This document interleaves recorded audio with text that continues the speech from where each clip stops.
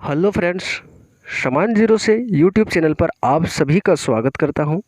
इस वीडियो में हम लोग मगध राज्य का उत्कर्ष भाग 2 देखेंगे। इससे पहले हम लोगों ने भाग 1 का चर्चा कर लिए हैं। अगर ऐतिहासिक प्रमाणों के आधार पर देखा जाए तो मगध महाजनपद पर कुल 7 राजवंशों ने शासन किया था। कितने राजवंशों ने शासन किया था? तो 7 राजवंशों ने शासन किया था।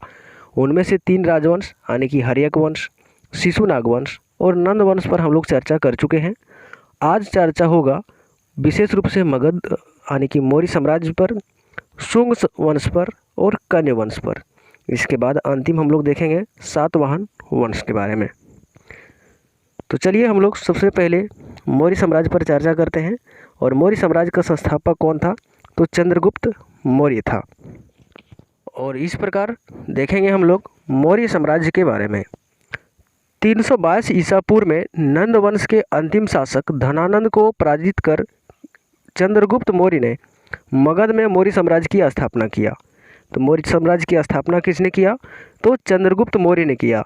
और किसकी हत्या करके किया? तो नंद वंश के अंतिम शासक घनानंद की हत्या करके मौर्य साम्राज्य की स्थापना चंद्रगुप्त मौर्य साम्राज्य के प्रमुख शासक। तो देखिए मौर्य साम्राज्य के जो प्रमुख शासक हुए वह कौन कौन हुए? तो चंद्रगुप्त मौर्य जिन्होंने स्थापना किया था मौर्य वंश की। अगला है बिंदुसार हुए, फिर अशोक हुआ, दशरथ मौर्य हुए। इस प्रकार अगला जो था और अंतिम जो था वह बृहद्रथ था। इसके बीच भी दशरथ के बाद बहुत सारे शासक हुए, लेकिन आयोग शासक थे जिनका कार्यकाल बहुत लघु समय के लिए रहा, जिसका उल्लेख प्रायः किताबों में नहीं मिलता है। तो इस प्रकार अंतिम शासक बार बार क्वेश्चन में पूछा जाता है कि मौर्य वंश का अंतिम शासक कौन था? तो बृहद्रथ अंतिम शासक हुआ था। अब हम लोग मौर्य साम्राज्य का विस्तार देखेंगे। तो पूर्व में बंगाल से लेकर पश्चिम में अरब सागर तथा उत्तर में हिमालय से दक्षिण में मैसूर तक मौर्य साम्राज्य का विस्तार था। यानी कि कह सकते हैं कि मौर्य साम्राज्य का विस्तार काफ़ी था। चंद्रगुप्त मौर्य ने चाणक्य को अपना प्रधानमंत्री बनाया, जिसका अन्य नाम कौटिल्य तथा विष्णुगुप्त था। वेरी वेरी इंपॉर्टेंट क्वेश्चन है। चंद्रगुप्त ने चाणक्य को अपना प्रधानमंत्री बनाया, जिसका अन्य नाम क्या था? तो कौटिल्य या विष्णुगुप्त था। इसके द्वारा लिखा गया पुस्तक कौन है? तो अर्थशास्त्र है। ठीक है। अगला है 305 ईसा पूर्व में सिकंदर का सेनापति सेल्यूकस निकेटस ने मगध पर आक्रमण किया, जिसमें चंद्रगुप्त मौर्य ने उसे पराजित कर दिया। तो सेल्यूकस निकेटर कौन था? तो सेल्यूकस निकेटर सिकंदर का सेनापति था, जिन्होंने 305 ईसा पूर्व में मगध पर आक्रमण करता है, लेकिन चंद्रगुप्त मौर्य ने उसे पराजित करके उसकी पुत्री कार्नेलिया यानी कि हेलेना जिसे भी कहा जाता है से विवाह किया। यहाँ पर देखिए कार्लेनिया और हेलेना एक ही का नाम है। विवाह के शर्तों के अनुसार सेल्यूकस निकेटर ने 4 प्रांत काबुल, कंधार, हेरात और मकरात चंद्रगुप्त मौर्य को दे दिए तथा चंद्रगुप्त मौर्य ने 500 हाथी सेल्यूकस निकेटर को भेंट स्वरूप प्रदान किया। वेरी वेरी इंपॉर्टेंट क्वेश्चन है।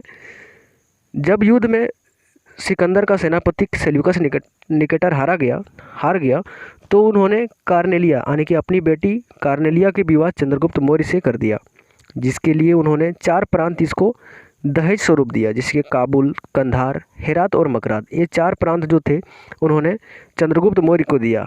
और चंद्रगुप्त मौर्य ने 500 हाथियों को सेल्यूकस निकेटर को भेंट स्वरूप प्रदान किए। ठीक है। अगला है सेल्यूकस निकेटर ने अपनी राजदूत मेगास्थनीज को भेजा, जिसने इंडिका नामक पुस्तक की रचना की। इम्पोर्टेंट क्वेश्चन है। यहाँ पूछा जाता है कि मेगास्थनीज किसके दरबार में रहते थे? तो मेगास्थनीज चंद्रगुप्त मौर्य के दरबार में रहते थे। और इसके द्वारा लिखा गया जो पुस्तक है वह कौन सा है? तो इंडिका इसके द्वारा लिखा गया पुस्तक है। वेरी वेरी इंपॉर्टेंट है। आगे की क्वेश्चन हम चंद्रगुप्त मौर्य की मृत्यु 298 ईसा पूर्व में श्रावणबेलगोला में उपवास के दौरान हो गई थी। चंद्रगुप्त की मृत्यु कहाँ हुई थी? तो श्रावणबेलगोला में। कहाँ पर? श्रावणबेलगोला में। कब हुई थी? तो 298 ईसा पूर्व में। कारण क्या था? तो उपवास के दौरान। ठीक है। अगला शासक जो हुआ वह हुआ बिंदुसार। अब देखेंगे हम लोग बिंदुसार के बारे में।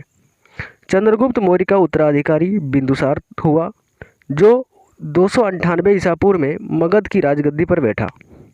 इसे अमित्रघात अर्थात शत्रु विनाशक भी कहा जाता है। अर्थात पूछा जाता है कि बिंदुसार का उपनाम क्या है, तो अमित्रघात या शत्रु विनाशक इसका उपनाम है। आगे की पॉइंट हम लोग चर्चा करेंगे। वायु पुराण में बिंदुसार को भद्रसार तथा जैन ग्रंथों में सिंहसेन कहा गया है। यानी कि वायु पुराण में बिंदुसार को भद्रसार कहा गया है, लेकिन जैन ग्रंथों में बात करें तो सिंहसेन के नाम से बिंदुसार को उल्लेख किया गया है। अगला है, बिंदुसार के शासनकाल में तक्षशिला में हुए विद्रोह का वर्णन है। इस विद्रोह को दबाने के लिए बिंदुसार ने पहले सुसीम को भेजा था, जो असफल रहा, लेकिन बाद में अशोक को भेजा, जिन्होंने सावधानीपूर्वक दबाने में सफलता प्राप्त की।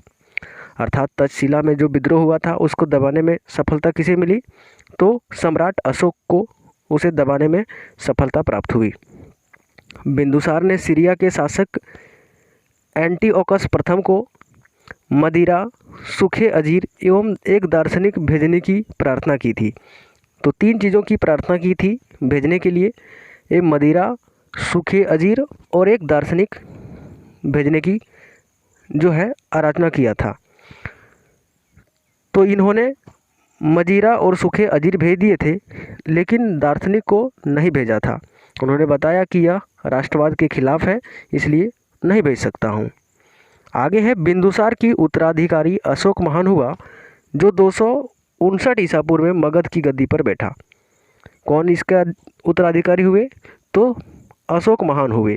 किसका, तो बिंदुसार का।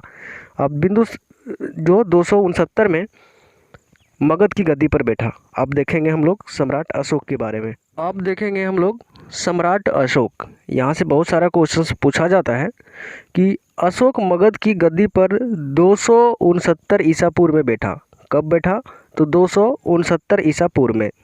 अशोक का राज्याभिषेक के 8वें वर्ष यानी कि 261 ईस्वी में अशोक ने कलिंग पर आक्रमण किया। कहाँ आक्रमण किया, तो कलिंग पर आक्रमण किया और कलिंग को जीत लिया।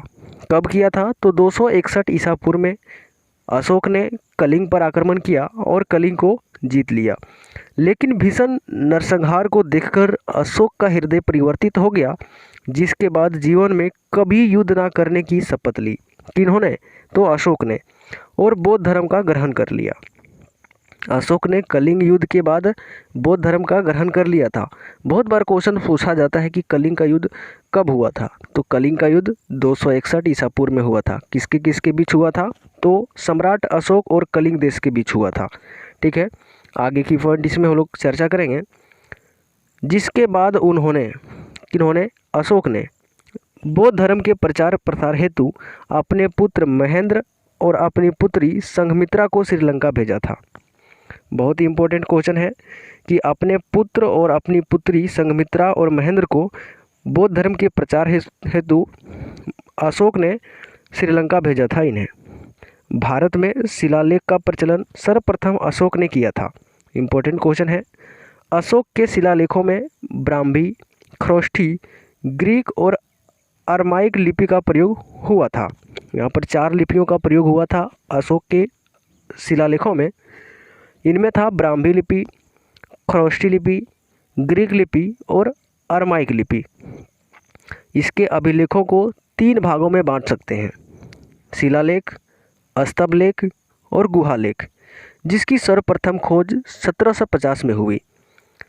अशोक के शिलालेखों की खोज सबसे पहले कब हुई, तो 1750 ईस्वी में हुई। आगे की बात हम लोग बात करेंगे। और मौर्य वंश का अंतिम शासक बृहद्रथ था।